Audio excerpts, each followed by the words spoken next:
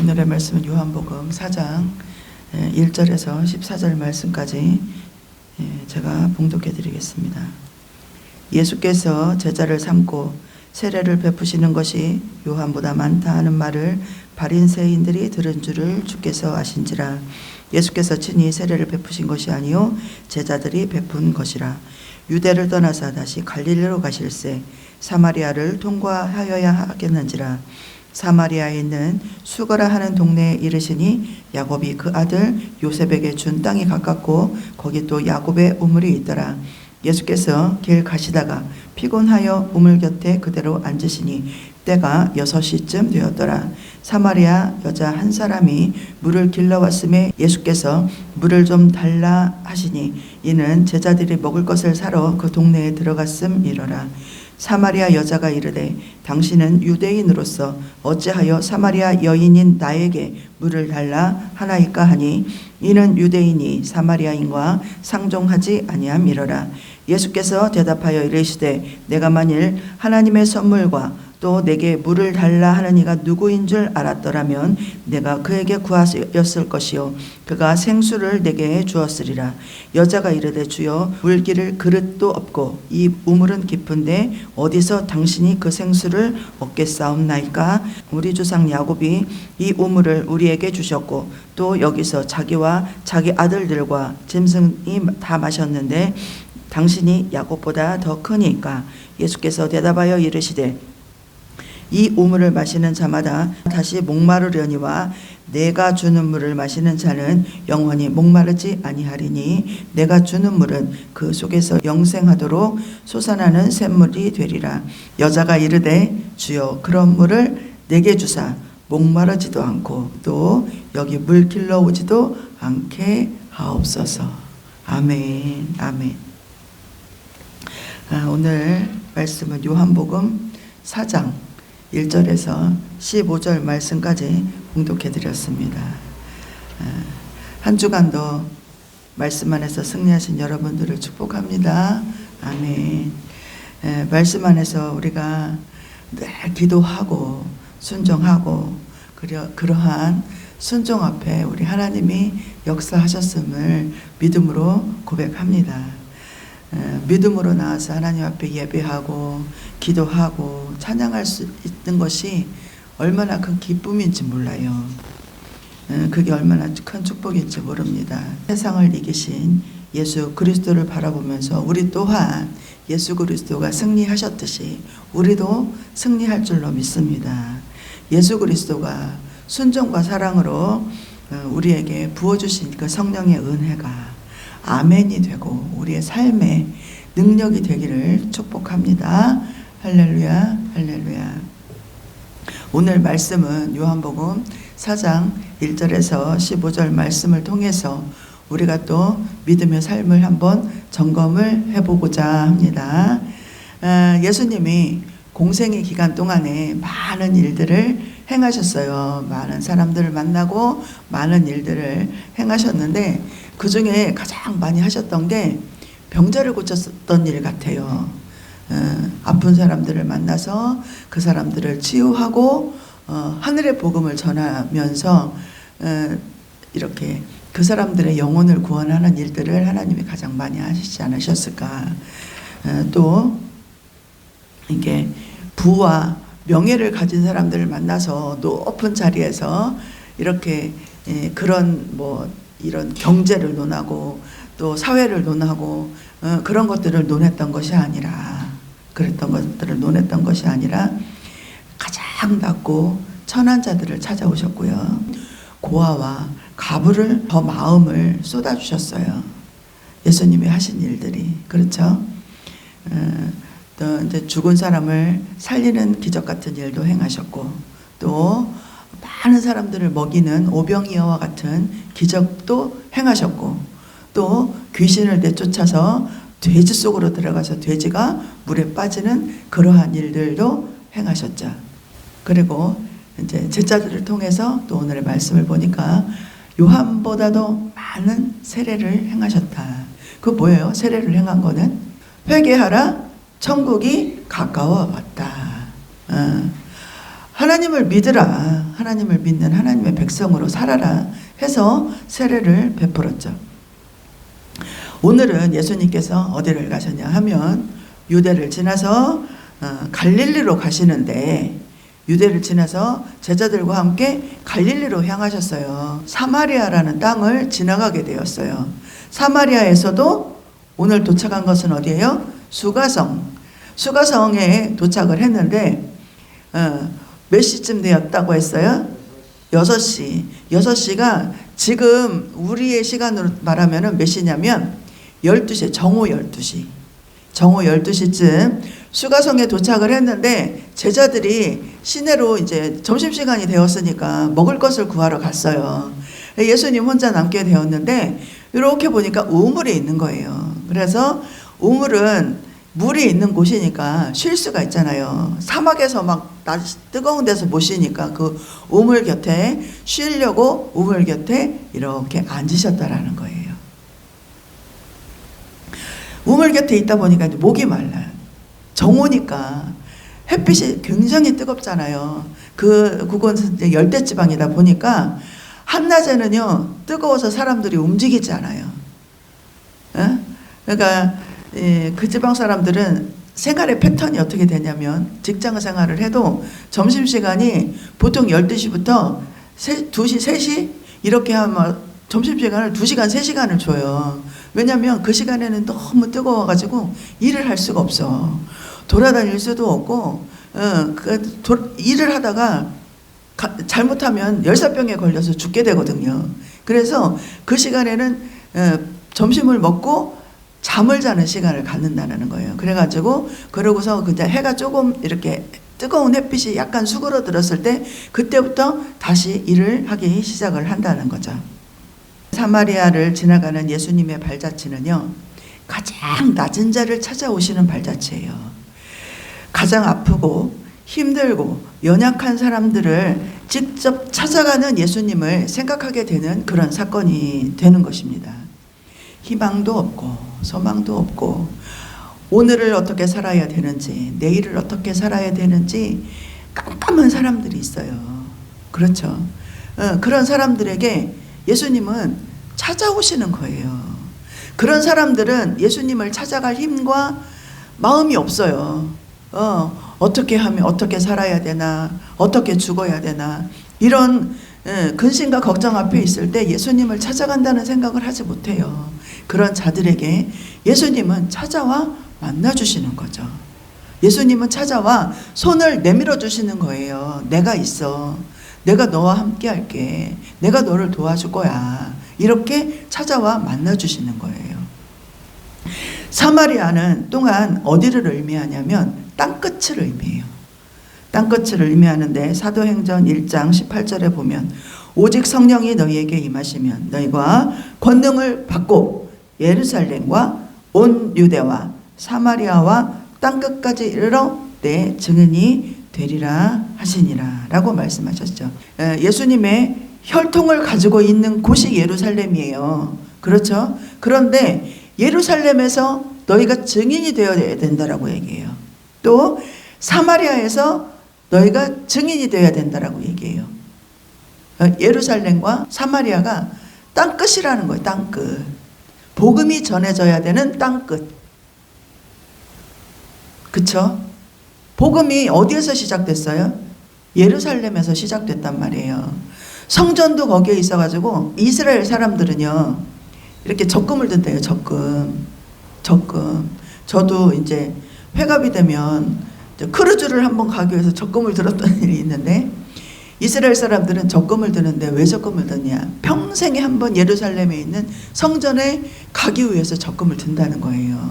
그래가지고 때가 되면 그 적금을 이렇게 타가지고 그곳에 가서 6월절에 그 성전에 한번 가는 게 이 사람들의 평생 소원이다라는 거죠.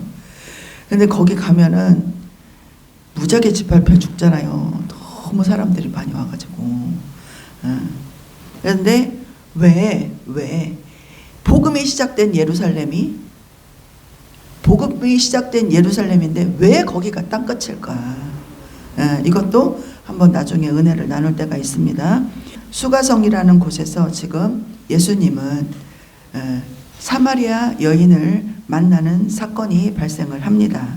7절에서 9절 보면 거기 또 야곱의 우물이 있더라. 예수께서 길 가다가 피곤하여 우물 곁에 그대로 앉으시니 때가 6시쯤 되었더라. 사마리아 여자 한 사람이 물 길러 왔음에 예수께서 물을 좀 달라 하시니 이는 제자들이 먹을 것을 사러 그 동네에 들어갔음이로라. 예수님이 먼 길을 오셨고 피곤하여서 우물 곁에 앉았는데 제자들은 먹을 것을 사러 동네에 들어가서 예수님 혼자 있을 때에 사마리아 여인이 물을 길러 왔습니다. 사마리아 여인이 이 시간에 물을 길러 왔다라는 의미는 뭐냐면 이 사마리아 여인이요, 요즘 말로 왕따를 당하고 있는 여인이었고 사람들과의 관계가 원만하지 않고 기피 대상이었다라는 이야기가 돼요. 왜? 아무도 우물에 오지 않는 시간에 몰래 살짝 우물에 다녀가서 물이 없으면 살 수가 없으니까 물을 먹어야 되니까 그 우물을 길러 갔다라는 거죠. 그런 사람에게 누군가가 말을 건다라는 것이 쉬울까요? 쉽지 않을까요? 쉽지 않아요. 근데 예수님은 말을 걸어주셨어요. 그때 예수님이 그 여인에게 말을 걸어주셨어요. 이 말씀을 가지고 참 은혜를 받은 일이 많았어요. 왜? 이 수가성의 여인이 나였거든.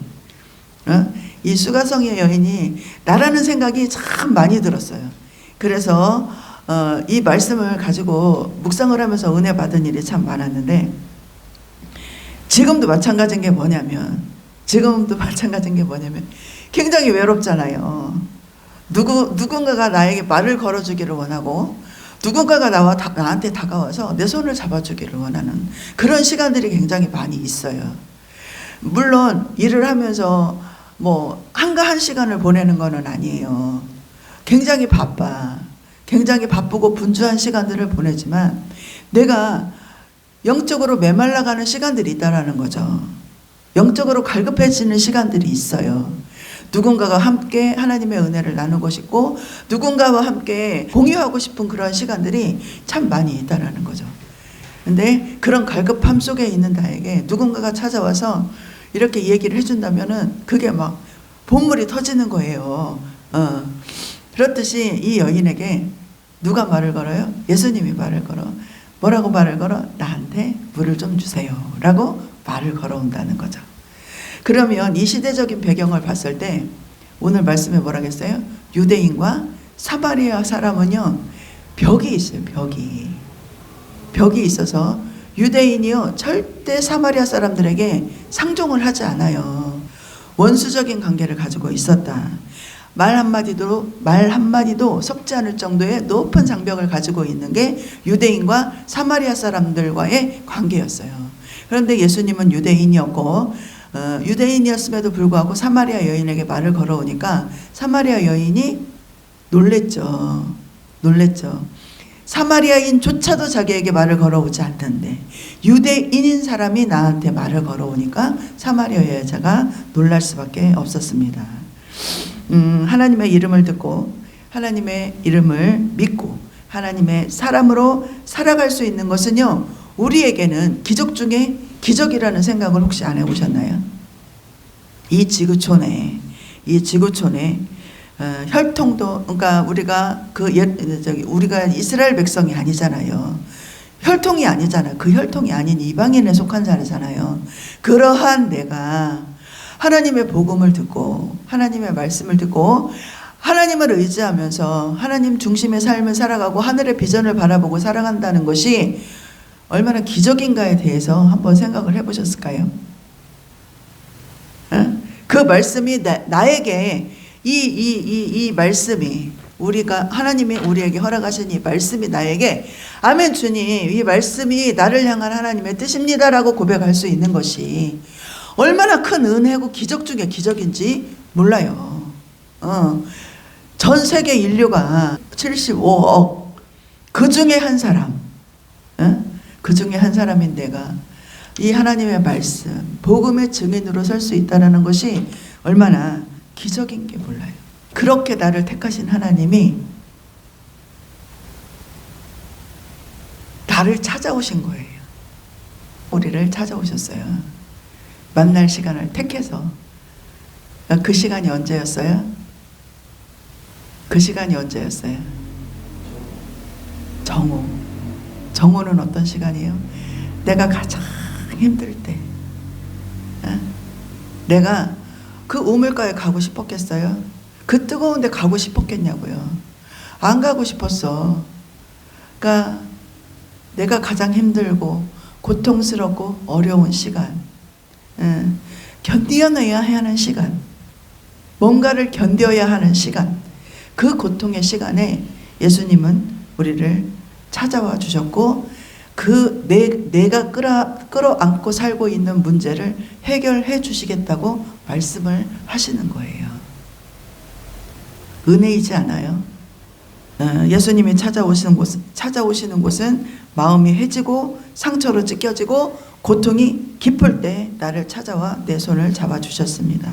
10절에 예수께서 대답하여 이르시되 내가 만일 하나님의 선물과 또 내게 물을 좀 달라 하는 이가 누군 줄 알았더라면 내가 그에게 구하였을 것이요 그가 생수를 내게 주었으리라.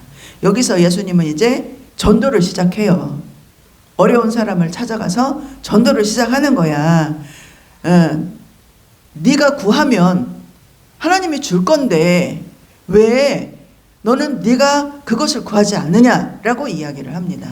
지금 정작 물이 필요한 사람은 누구예요? 둘 다 물은 필요해. 예수님도 물이 필요해. 그래서 이 사마리아 여인한테 물을 달라고 했잖아요. 그런데 정작 누가 더 물이 필요한 사람이에요? 예수님보다 사마리아 여인이 더 물이 필요한 사람이라는 거죠. 더 많은 것들을 필요로 하는 사람이 사마리아 여인이라는 거예요. 그것을 공급해 줄 수 있는 사람이 예수님이라는 거죠. 그래서 정작 물이 필요한 사람은 너야 라고 예수님이 전도를 하기 시작을 하는 것입니다.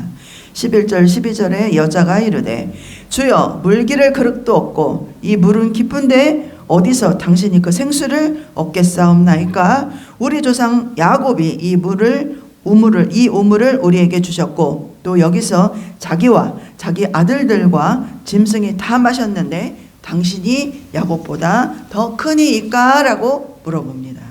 이 여인의 관심은 어디에 있냐? 물에 있어요. 물. 세상적인 것, 세상에서 내가 얻을 수 있는 것, 그것이 이 여자의 관심이라는 거죠. 그런데 이 세상의 관점을 가지고 있는 여인에게 예수님은 뭐라고 말씀하셨냐? 13절 14절에 예수께서 대답하여 이르시되 이 물을 마시는 자마다 다시 목마르려니와 내가 주는 물을 마시는 자는 영원히 목마르지 아니하리니 내가 주는 물은 그 속에서 영생하도록 솟아나는 샘물이 되리라 라고 답변을 해주십니다. 영원히 목마르지 아니하는 물, 이것이 뭘까요? 성령이에요. 성령. 그래서 우리가 공급받아야 하는 물은 뭐예요? 성령이라는 거죠. 성령. 깊은 갈등과 고민에 쌓인 많은 사건과 사고가 우리를 넘어뜨리게 하고 우울함에 빠지게 해요. 그런데 우리는 그때마다 하나님 앞에 와서 기도를 해요. 하나님 해결해 주세요. 하나님 공급해 주세요. 하나님 어떻게 해야 돼요? 라고 우리는 기도를 해요. 그리고 하나님이 그것을 하나님의 시간에, 하나님이 정해놓은 시간에 그것들을 풀어가시는 역사를 우리에게 허락해 주셨어요. 그런데 우리는요, 가서 한 모금의 물을 마시고 나서 또 돌아서면 갈급해요. 또 돌아서면 해결해야 하는 일들이 생기고 또 이렇게 돌아서면 또 해결해야 되는 일들이 생길 수밖에 없어요. 그게 인생이니까. 오늘 해결이 되면 내일 구할 것이 없어요. 또 있어요. 산을 하나 넘으면 또 산이 생기고 강을 건너면 또 넘어야 할 강이 생기고 그게 우리가 살아가야 할 인생이에요. 인생의 구비구비를 그렇게 살아가는 거죠. 그러면 우리는 이 목마름의 갈증을 영원히 해결할 수가 없어요. 에? 오늘 밥을 먹었다 해서 저녁에 배가 안 고프냐? 그게 아니잖아요. 또 저녁을 먹어야 돼. 오늘 내가 이것을 해결을 했다고 해서 내일 해결해야 되는 일이 없냐 이거예요. 오히려 이제 제가 고백한 게 있어요. 옛날에는 월급쟁이 때 50만 원 월급을 받았어. 100만 원 월급 받았으면 정말 좋겠어. 왜? 100만 원 월급 받으면 부족함이 없을 것 같아. 근데 살다가 보니까 100만 원 월급 받는 날이 생기더라고요. 100만 원 월급 받으니까 인생이 풀립니까? 안 풀려요. 200만 원이 필요한 거야. 그리고 살면서 사업을 하면서 1000만 원만 벌었으면 좋겠어.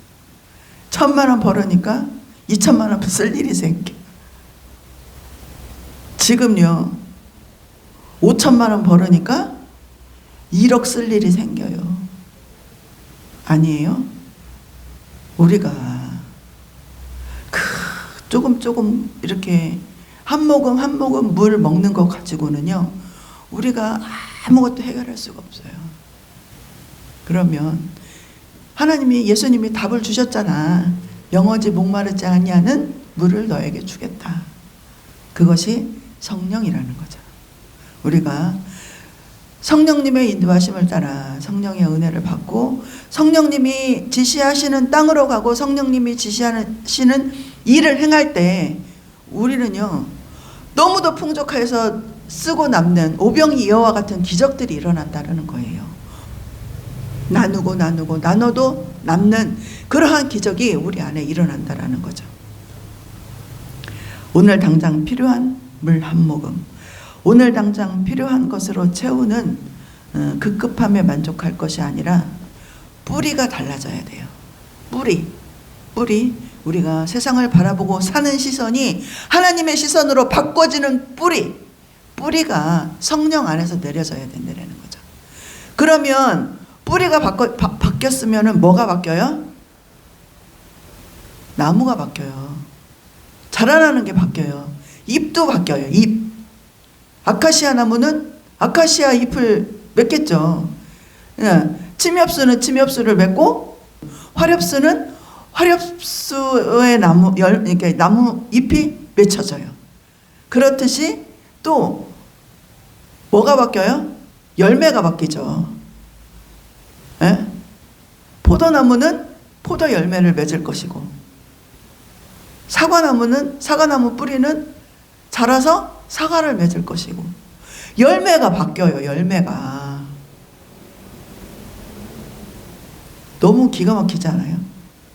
우리가 죄인 되었을 때의 삶은요 죄인으로 아무리 내 노력과 수고가 이렇게 입이 풍성해지는데 열매가 없는 삶을 살았단 말이야. 그런데 하나님 안으로 들어오니까 하나님의 말씀으로 뿌리를 내리고 하나님이 주는 은혜로 뿌리를 내리다 보니까 하나님 안에서 우리는 성장을 해요. 그리고 무슨 열매를 맺어? 무슨 열매? 성령의 열매를 맺는다라는 거죠. 할렐루야. 할렐루야. 하나님은 우리에게 새 생명을 허락하셨고 영원히 목마르지 않도록 살아내라. 목마르지 않도록 살아낼 수 있게 내가 너와 함께 해줄게. 그래서 보내주신 성령의 은혜, 성령을 선물로 주셨습니다.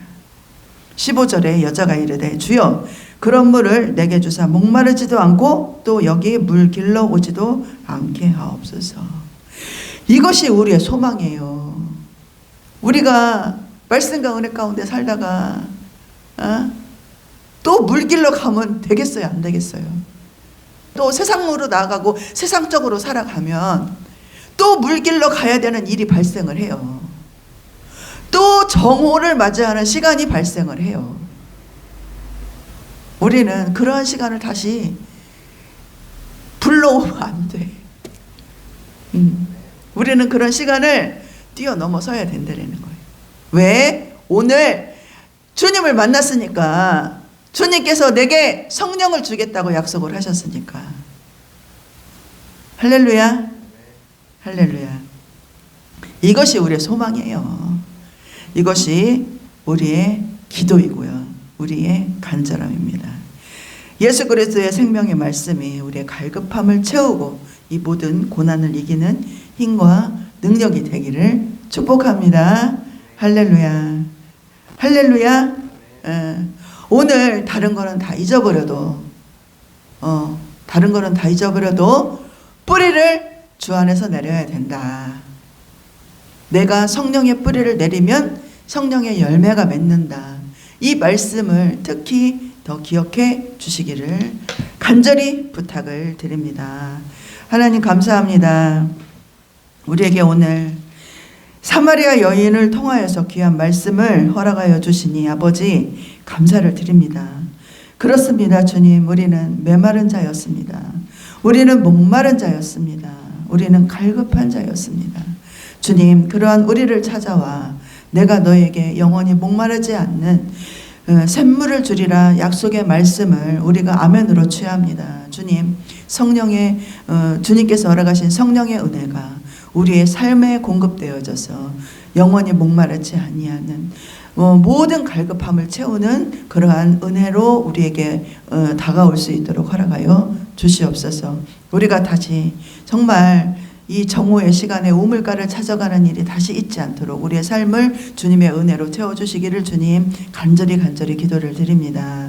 허락하신 예물 위에 기도합니다. 하나님, 우리의 손이 마르지 않도록, 우리의 마음이 마르지 않도록, 우리의 영혼이 마르지 않도록 주님 우리의 손을 채워주시고 우리의 삶을 주님의 것들로 가득 채워주시옵소서. 행복한 교회가 샘물과 같은 일을 감당할 수 있는 교회로 온전하게 세워질 수 있기를 주님 간절히 기도합니다. 주님 그러한 교회로 쓰임받도록 인도하여 주시옵소서. 감사드리며 예수님의 이름으로 기도드립니다. 아멘. 날마다 주를 찬송하겠네. 주의 사랑 줄로서 나를 굳게 잡아매소서. 세상 살아갈 때에 주를 더욱 사랑합니다. 넓고 빛난 천국에 나의 영혼 들어가겠네. 아멘. 날마다 주를 찬송하겠네.